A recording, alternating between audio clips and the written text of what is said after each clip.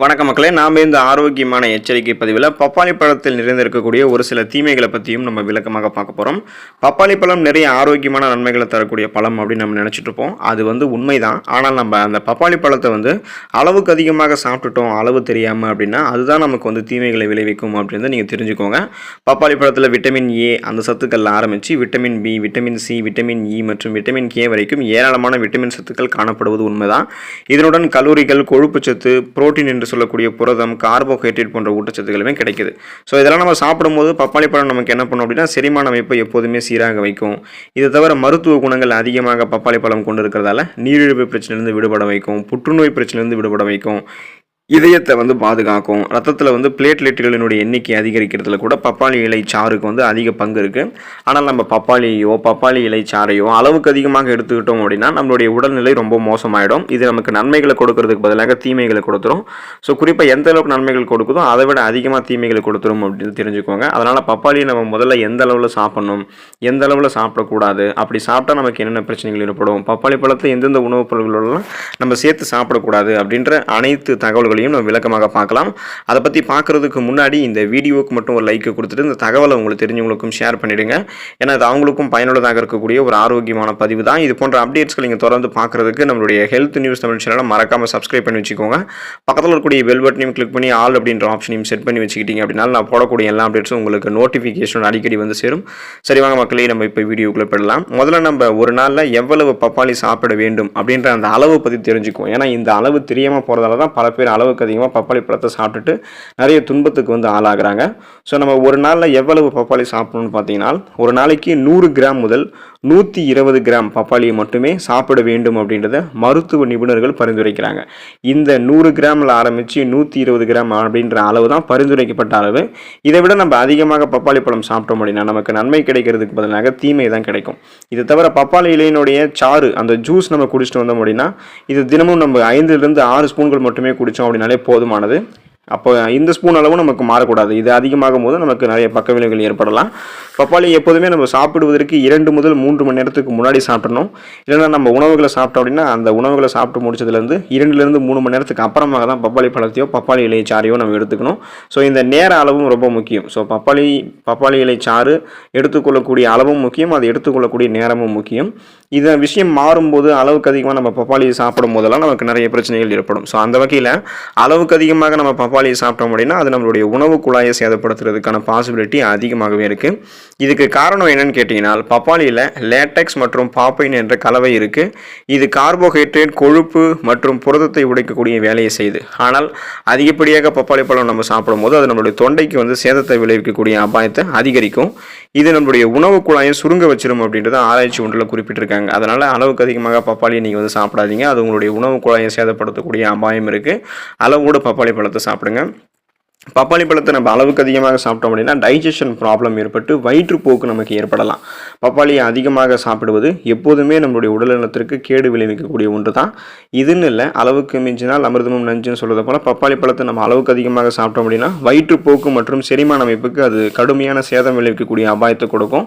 ஏன்னா பப்பாளி பழத்தில் காணப்படக்கூடிய அதிக ஃபைபர் என்று சொல்லக்கூடிய நார்சத்து நம்மளுடைய உணவை வேகமாக செரிக்க வைக்கிறதுக்கும் மலத்தை மென்மையாக்குறதுக்கும் மலமிளக்கியாகவும் செயல்படும். ஸோ இந்த செயல்முறை அளவுக்கு அதிகமாக நடக்கும்போது நார்சத்து அளவுக்கு அதிகமாக கிடைச்சதுன்னா செரிமானம் நமக்கு ஒரு அதிகமாக நமக்கு அந்த என்சைம் கிடைக்கும் போது அந்த மலத்தை இன்னும் மென்மையாக்கி வயிற்றுப்போக்குக்கு வழிவகுக்கும். அதனால் நீங்கள் கவனத்தோடு இருக்கணும்.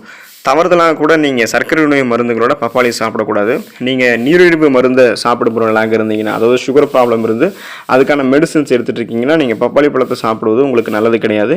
இதுக்கு காரணம் பப்பாளி பழத்தில் சர்க்கரை நோய் எதிர்ப்பு தன்மை இருக்குது. இதன் பயன்பாடு ரத்தத்தில் இருக்கக்கூடிய சர்க்கரையினுடைய பிரச்சனைகளை இன்னும் அதிகப்படுத்திடும் அப்படின்னு தான் ஞாபகம் வச்சுக்கோங்க. அதனால் பிளட்டில் இருக்கக்கூடிய சுகருடைய அளவு உங்களுக்கு இன்னும் அதிகமாகிறதுக்கு சான்சஸ் இருக்குது. அதனால் நீங்கள் பிளட்டில் சுகருடைய அளவோட கஷ்டப்பட்டு இருக்கீங்க அப்படின்னா உங்களுடைய பிளட்டில் எந்த அளவுக்கு சுகர் இருக்குது அப்படின்னு செக் பண்ணிட்டதுக்கப்புறம் மருத்துவ பரிந்துரையின்படி தான் நீங்கள் எடுத்துக்கணும். நீங்களாகவே ஒரு முடிவுக்கு போயிட்டு பப்பாளி பழம் பிடிச்சிருக்கு அப்படின்றதுக்காக அதை நீங்கள் சாப்பிட்டுட்டிங்கன்னா அந்த மெடிசனோட அதை இடையூறு பண்ணும்போது ரத்தத்தில் சர்க்கரையினுடைய அளவு இன்னும் அதிகமாகிடலாம்.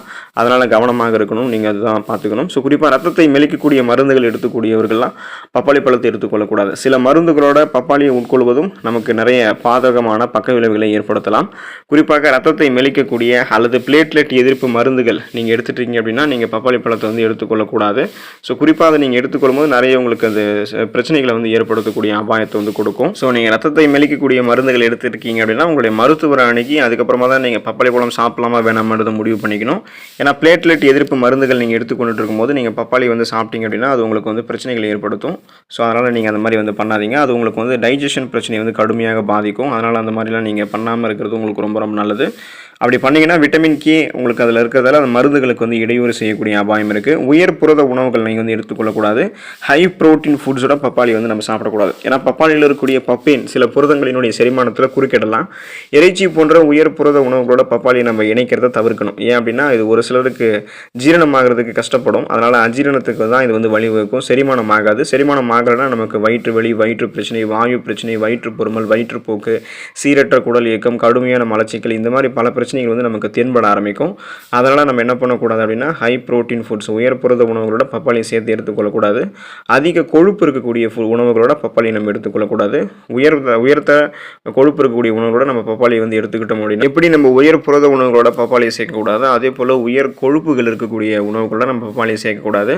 பப்பாளி வந்து ஒரு குறைந்த கொழுப்பு இருக்கக்கூடிய பழம். மேலும் அதிக கொழுப்பு இருக்கக்கூடிய உணவுகளோட நம்ம இதை எடுத்துக்கிட்டோம் அப்படின்னா அஜீரணத்துக்கு தான் இது வழிவகுக்கும். ஒழுங்காக செரிமானம் ஆகாது. அதனால் அதிக புரதம் இருக்கக்கூடிய உணவுகள், அதிக கொழுப்பு இருக்கக்கூடிய உணவுகளோட பப்பாளி சேர்க்கக்கூடாது.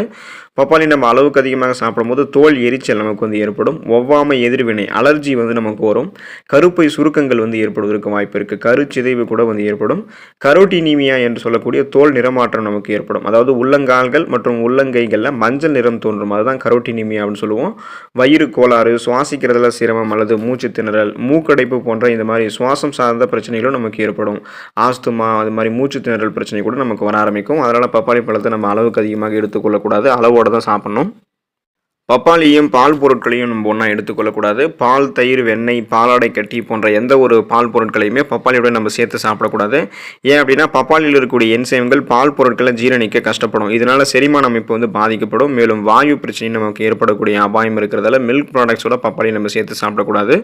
முட்டையோட பப்பாளி நம்ம எடுத்துக்கொள்ளக்கூடாது. பப்பாளி சாப்பிட்ட பிறகு முட்டை ஒருபோதும் சாப்பிடக்கூடாது. இதனால் பல பிரச்சனைகளை நம்ம சந்திப்போம். அதாவது மலச்சிக்கல், சீரற்ற குடல் இயக்கம், வாந்தி, அஜீரணம் போன்ற இந்த மாதிரி டைஜஷன் ப்ராப்ளம் தான் நமக்கு ஏற்பட்டுகிட்டே இருக்கும். அதனால் முட்டையும் நம்ம பப்பாளியோட சேர்த்து சாப்பிடக்கூடாது. சிட்ரஸ் அமிலங்கள் இருக்கக்கூடிய சிட்ரஸ் பழங்களை பப்பாளியோட நம்ம சேர்த்து சாப்பிடக்கூடாது. ஆரஞ்சு பழம், எலுமிச்சை பழம், திராட்சை பழம் போன்ற சிட்ரஸ் பழங்களோட பப்பாளியை நம்ம சேர்த்து சாப்பிடக்கூடாது. ஏன்னா சிட்ரஸ் பழங்கள் மற்றும் பப்பாளியில் விட்டமின் சி நிறைந்திருக்கும். ஸோ சிட்ரஸ் பழங்களையும் விட்டமின் சி இருக்கும், பப்பாளியிலும் விட்டமின் சி இருக்கும்.